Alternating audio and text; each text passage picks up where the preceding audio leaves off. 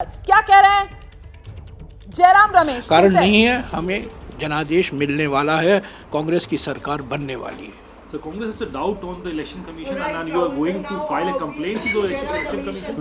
We are filing a complaint.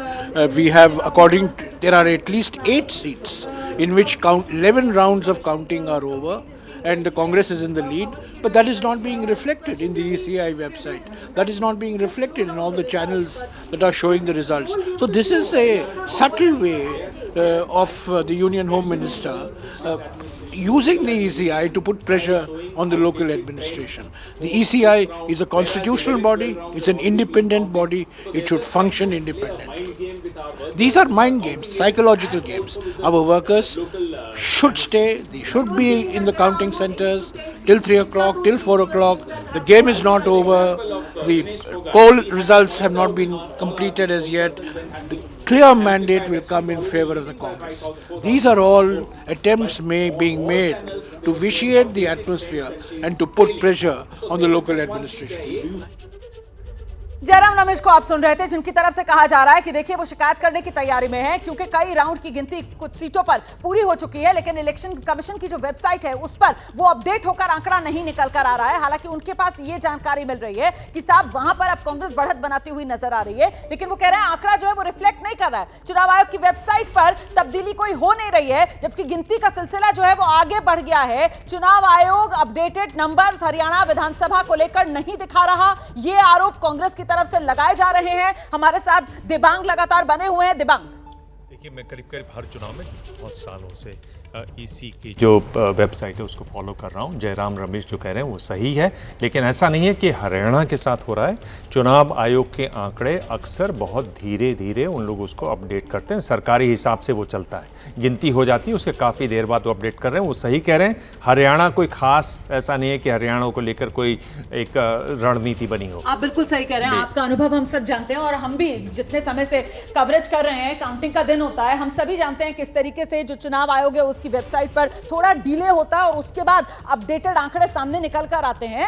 तो ऐसे में एक तरीके से ये वो प्रक्रिया है जो हर बार देखने के लिए मिलती है। ऐसा कुछ नया इस बार नहीं हो रहा है, लेकिन कांग्रेस की तरफ से इस वक्त इस बात का खासा बड़ा मुद्दा बनाया जा रहा है। जैसा कि अभी आप सुन रहे थे जयराम रमेश को, न सिर्फ उन्होंने सोशल मीडिया पर ये कुछ सवाल कटघरे में खड़ा करते हुए एक तरीके से चुनाव आयोग को भी और बीजेपी को कटघरे में खड़ा करते हुए कि साहब बीजेपी की तरफ से दबाव बनाया जा रहा है और कहीं ना कहीं एक बार फिर से जो स्वायत्त संस्था है उसको दबाकर अपनी जो फायदा है वो करती हुई यहां पर बीजेपी नजर आ रही है। लेकिन कुल मिलाकर अभी की हकीकत यही कि फिलहाल जो रुझान सामने निकल कर आ रहे हैं, हरियाणा 90 विधानसभा सीटें, बीजेपी का आंकड़ा 50 पर पहुंच चुका है, कांग्रेस के खाते में 34 सीटें जाती हुई, INLD 1, अन्य के खाते में 5 सीटें। और ये बड़ा उलटफेर हुआ क्योंकि आज सुबह 8 बजे से जब काउंटिंग शुरू होती है तो करीब 9:15 बजे के आसपास का समय था और आप जानते हैं किस तरीके से बीजेपी का आंकड़ा जो है वो 20 को भी टच नहीं कर पा रहा था और कांग्रेस जो है वो लगातार 60 से ऊपर 65, 62, 63, 67 तक पहुंच रही थी। लेकिन इसके बाद से तस्वीर बदलना शुरू होती है और फिर 9:30 से पिक्चर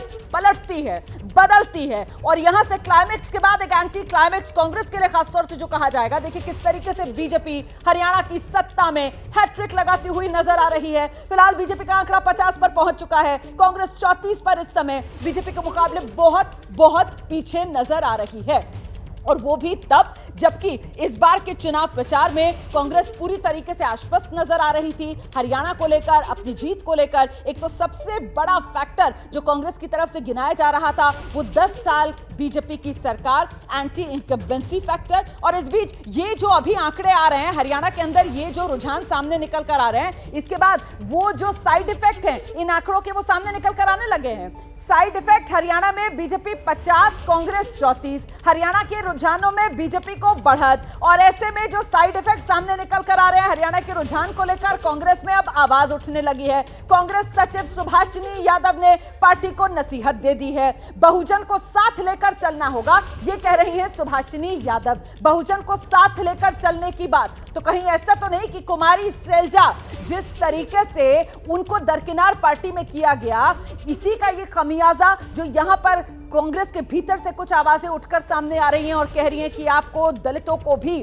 सम्मानजनक जगह देनी होगी। क्या ये कांग्रेस की अंतरकलह है जिसकी वजह से हरियाणा का नंबर कांग्रेस के हक में ना जाते हुए बीजेपी की बम्पर जीत हरियाणा में होती हुई नजर आ रही है? सिर्फ एक दो जातियों के सहारे आप नहीं जीत सकते, बहुजन को साथ लेकर चलना होगा, यह भी सुभाषिनी यादव की तरफ से कहा जा रहा है। और यहां यह बात इसलिए और महत्वपूर्ण हो जाती है क्योंकि हरियाणा के अंदर हमने देखा किस तरीके से जो कांग्रेस की पूरी रणनीति रही वो कहीं ना कहीं दो जातियों तक ही सिमटी रही, जिसमें एक जाति वो जाट वाली थी और दूसरी जो है दलित थी। और कांग्रेस ये मानकर चल रही थी कि करीब हरियाणा की आबादी में 25% के आसपास जाट वोटर और 20-22% के आसपास दलित वोटर, अगर इसको कंसोलिडेट कर लिया जाए तो फिर बीजेपी के खिलाफ जीत आसान हो जाएगी। लेकिन ऐसा होता नजर नहीं आ रहा है, यहां पर कांग्रेस पिछड़ती हुई नजर आ रही है। और इस बीच कुछ बड़ी बातें जो अभी तक के रुझानों के बाद साफ हो रही हैं उन पर जरा नजर डाल लेते हैं। कैसे हरियाणा की सत्ता में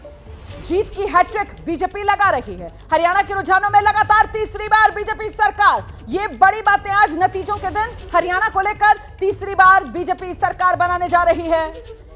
पहले 1 घंटे के रुझानों में जम्मू कश्मीर में किसी को बहुमत नहीं मिला, लेकिन अब साफ तौर पर इंडिया गठबंधन जम्मू कश्मीर में बहुमत के आंकड़े को पार करके कंफर्टेबल पोजीशन में नजर आ रहा है। हरियाणा के रुझानों में फिलहाल बीजेपी को साफ तौर पर बढ़त नजर आ रही है।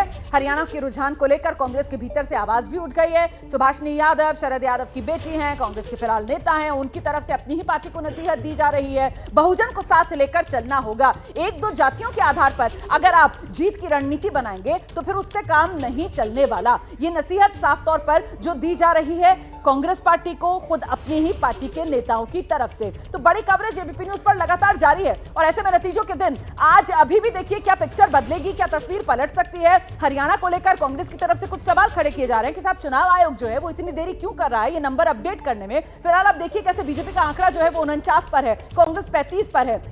90 विधानसभा सीटें और 90 विधानसभा सीटों में जादुई आंकड़ा हरियाणा में 46 का, जम्मू कश्मीर में भी वही 90 विधानसभा सीटें, यहां पर भी जादुई आंकड़ा 46 का ही है। जहां एक तरफ जम्मू कश्मीर में इंडिया गठबंधन वो जादुई आंकड़े को पार करके लगातार 50-51 पर बना हुआ है, वहीं हरियाणा के अंदर जादुई आंकड़ा 46 पार करके लगातार बीजेपी जो है वो 49-50 के नंबर पर डटी हुई है। महत्वपूर्ण इसलिए हो जाता है कि 10 साल के बाद अगर बीजेपी फिर से वापसी करेगी सत्ता में और वो भी इतने बड़े मैंडेट के साथ, तो फिर इसका आगे कांग्रेस की रणनीति पर, आने वाले समय में कांग्रेस की राजनीति पर क्या असर पड़ेगा। यहां से कहीं ना कहीं एक बड़ा धक्का कांग्रेस के लिए जरूर देखा जाएगा, क्योंकि आने वाले समय में अब अगली बारी चुनाव की महाराष्ट्र से लेकर झारखंड तक आने वाले समय में होना है और यकीनन जो भी नतीजे हरियाणा और जम्मू कश्मीर में रहेंगे उसका असर आगे भी देखने के लिए मिलेगा। और ऐसे में अब कुछ सवाल बड़े ये हो जाते हैं कि साहब क्या दलित वोटर जो है वो कांग्रेस से छिटक गया? और दलित वोटर के छिटकने को लेकर जो बात कही जा रही है वो फिर वही अंतरकलह की बात की जा रही है। जिस तरीके से हुड्डा और सैलजा के बीच जो अंतरकलह थी, हालांकि राहुल गांधी की तरफ से मंच पर दोनों का हाथ मिलाने की कोशिश की गई, लेकिन बात तो नहीं बनी ना। वो नाराजगी जो है वो आखिर तक लगातार बनी रही। और क्या यही वजह रही कि जो कांग्रेस की एक जुगत थी कि जाट और दलित एक साथ आ जाएगा तो कांग्रेस की चुनावी नैया पार करा देगा? क्या एक साथ नहीं आया जाट और दलित वोटर और इसी ने कांग्रेस की चुनावी नैया डुबो दी क्या? ये वो तमाम सवाल हैं, धीरे धीरे कर इनके जवाब मिलेंगे और साथ ही साथ तस्वीर यही रहेगी या बदलेगी, इसको लेकर भी ये बड़ी कवरेज पर आप लगातार बने रहिए।